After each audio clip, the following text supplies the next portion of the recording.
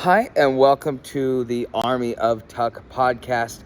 I recently got a question from one of my subscribers asking me, what types of people would survive homelessness? What personality types would do it? Is it the calculated types or is it not calculated?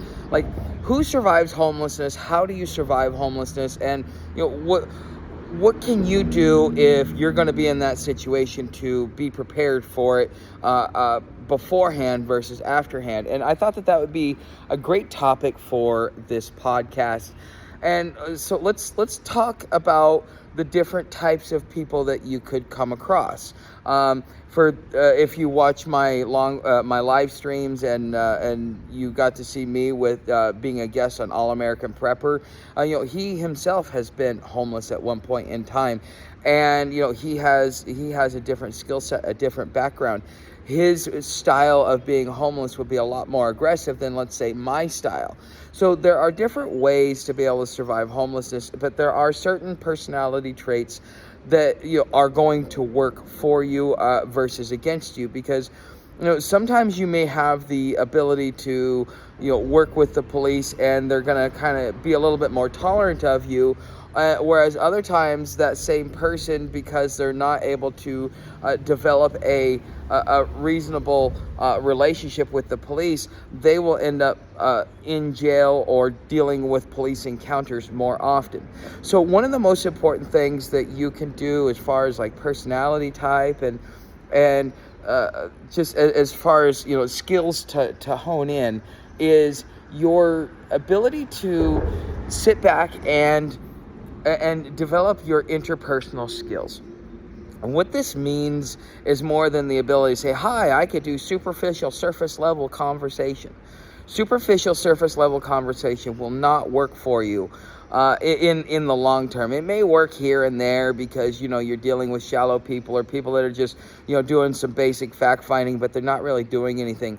When I talk about interpersonal skills and when I talk about actual skills, what we're talking about is your ability to look at a person and to break them down not only by what it is that they're wearing, their posture, the way in which they greet you, the way in which they walk.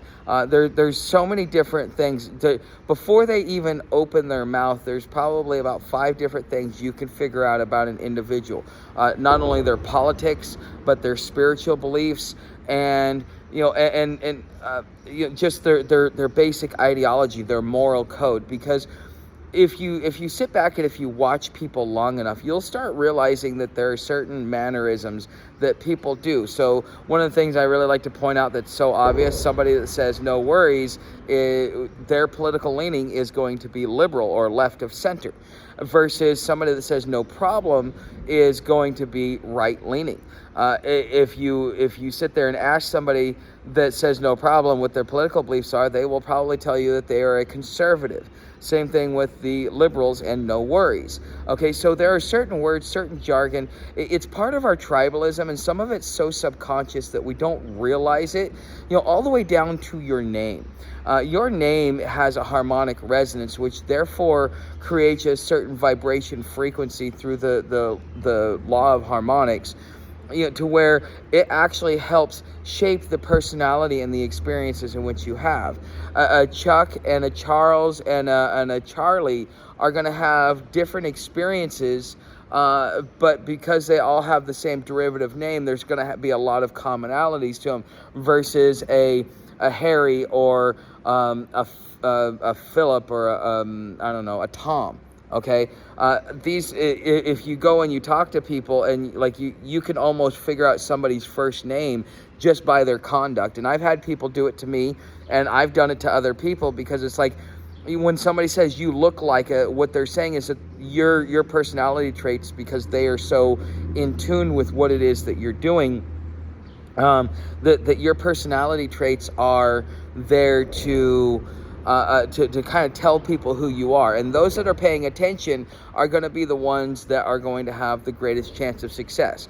Because once you understand, okay, I'm dealing with a conservative, so therefore I need to have this type of posture, this type of conduct, this way to be able to interact with this individual versus dealing with somebody who's liberal. And so the thing is, though, is you've got to kind of be apolitical in a lot of this too.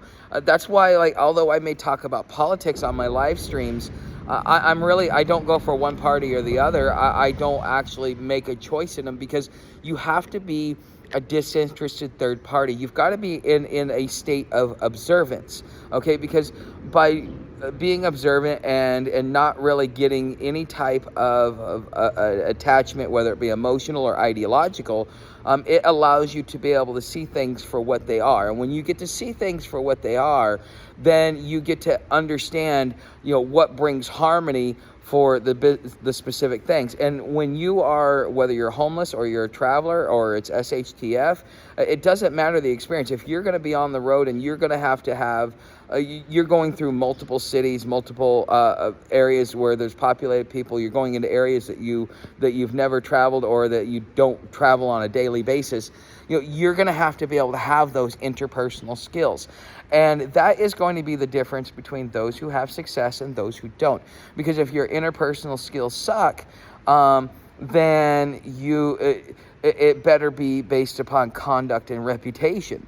Okay, so in the same sense, if All-American Prepper and I were to go toe-to-toe, the way that he would get his pass would be because he the way he conducts himself and his reputation that follows him.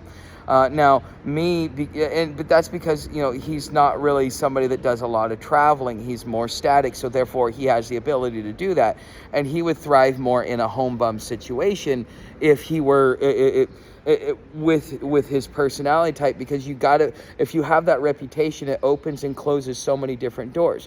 Whereas me, I wouldn't, because I generally am never anywhere long enough to be able to establish a reputation. My conduct will only take me so far.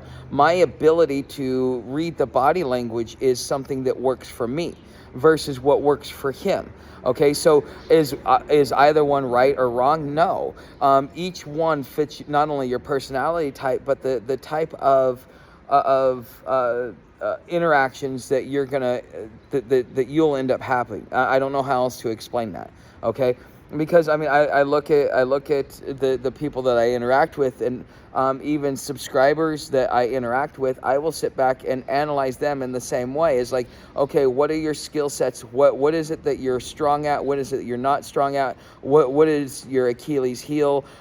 Because some people, they're ruled by ego. Some people are ruled by pride. Some people are ruled by greed. Some people are ruled by different things, whether it be lust. Because I met a gentleman on the road, that's all he could talk about, and we had to go our separate ways. And yeah, he was not really he really didn't have his head on straight. Okay, so everybody has their thing that they desire, that they go after, and this is why it's always been important. It's something that somebody once asked me, what is your price?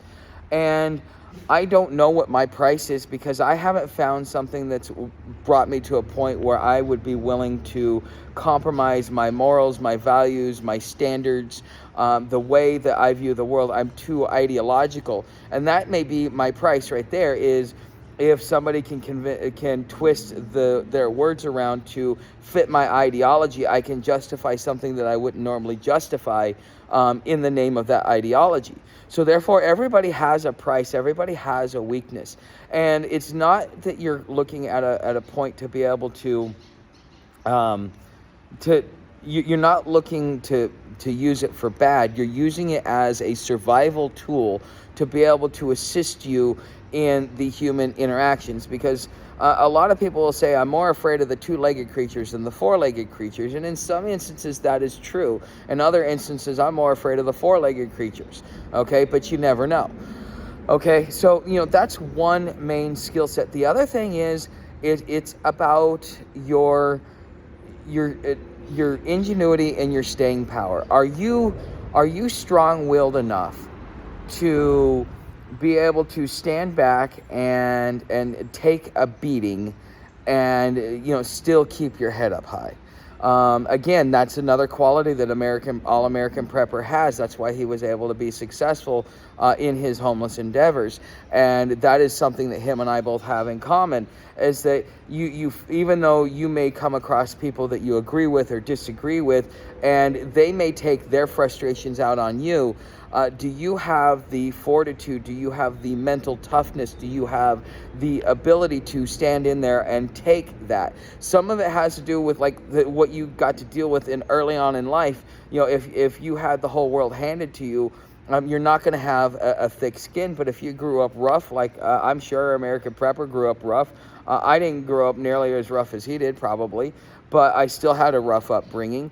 And so therefore that prepared me and gave me a thick enough skin, because I was already preconditioned to be able to deal with the brutality and the primalness of reality. Because although we may think that we're in a civilized society and that we are all prim and proper and that we've moved past all those things, no, we're just comfortable. And the second we get uncomfortable, especially the less discomfort that you've served, therefore the more volatile, the more dangerous you become. And that's not necessarily a good thing, because you can, if you, here's the honest truth. This is the reason why I try and stay away from aggression, is because at the end of the day, it's not really going to accomplish anything. So if I went out there and I decided that I wanted to just go pummel anybody that crossed me and anything else like that, and there may be a situation where the environment requires that for my own safety,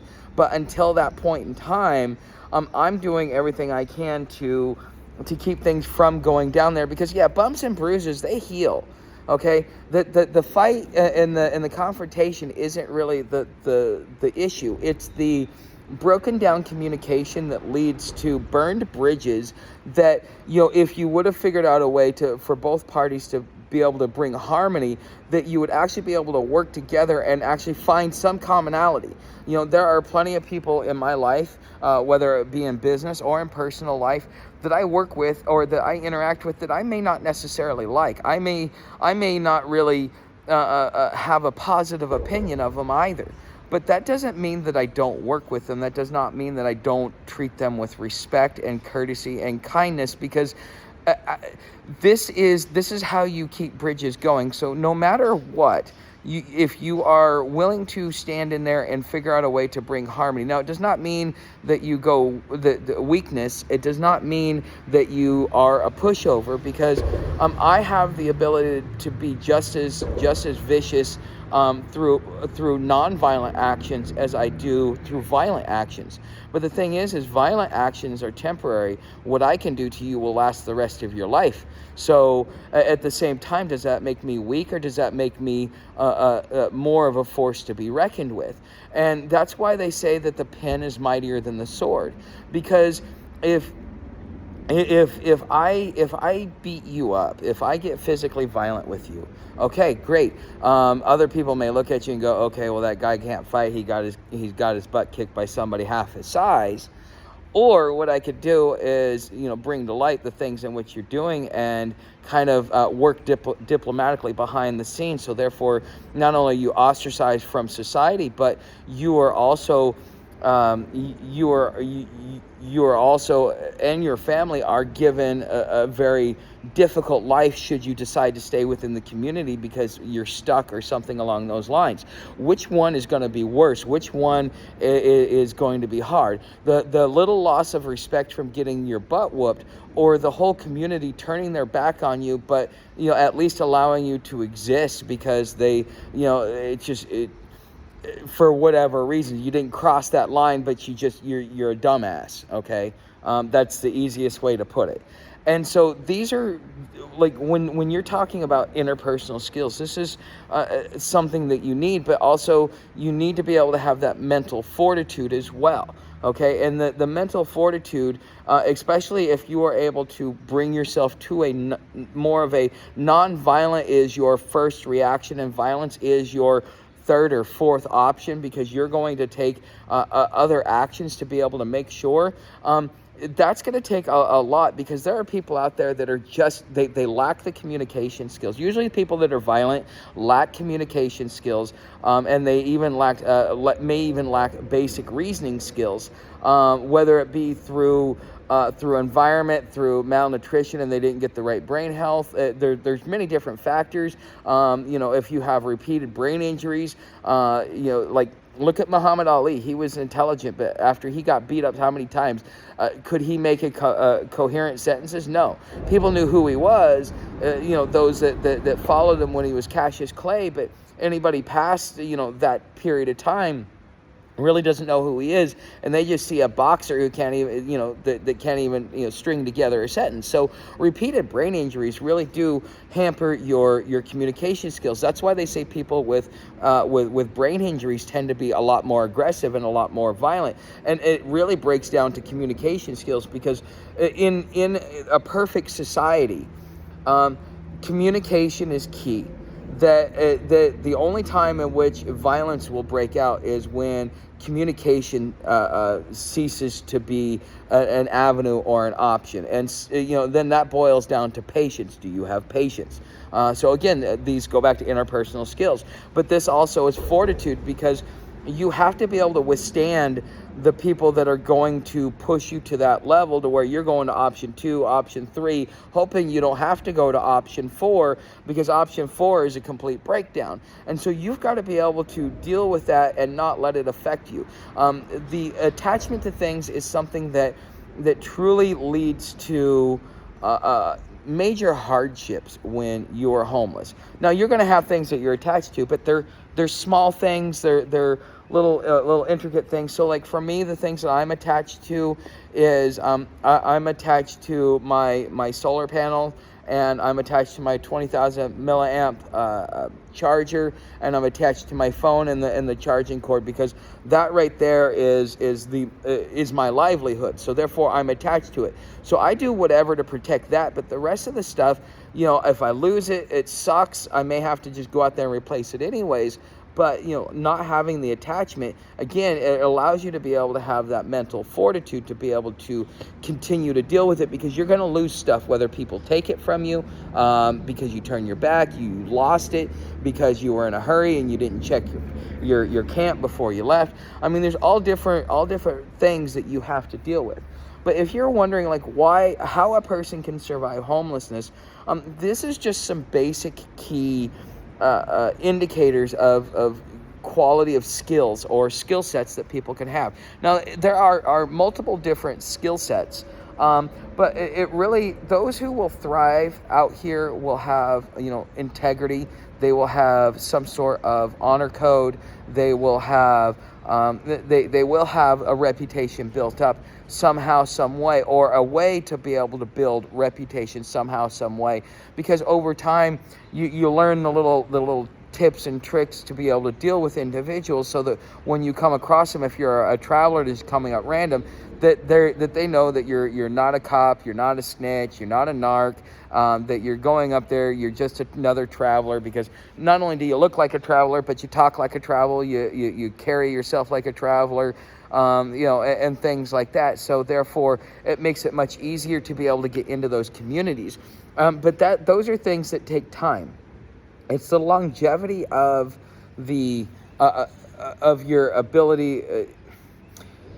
It's the longevity of your time out here it's just like anything. You first start a job, at first you suck at it, and then you get better, and then you get better until finally you master it, then finally you can just do it in your sleep, till finally you're actually dreaming about it because you do it so much.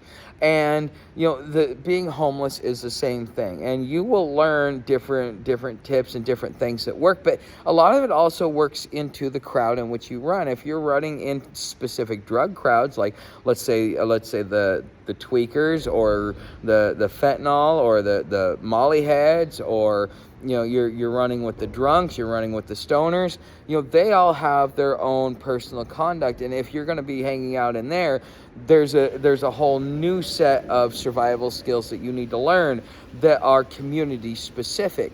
But again, if you have good interpersonal skills, you have fortitude, and you have the head on your shoulder to be able to, use logic and reason, because you're not attached to the outcome. You're attached to your life, but you're not attached to an outcome. And so therefore you can take a disinterested third party's approach to something like this and make it more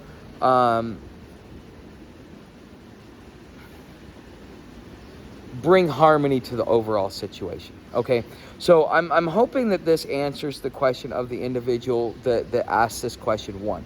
Two, I'm hoping that you have a better in-depth knowledge on what skills are going to be needed if you are homeless long term, and if you're servicing the homeless community, how is it that you are able to, use this to your benefit? Well, if you've been servicing the homeless community, you probably know some of these things that I talk about, because you know that guy that's got the good reputation that everybody, sits there and works with him, and he's kind of his own lone wolf. Okay, those are the guys that we're talking about, because they had the ability to establish community by establishing all these different things. And so, like, if you're looking to do things within the community, those are going to be the people that you're probably going to want the most input or advice, because every community needs something different, because there's different services in each community.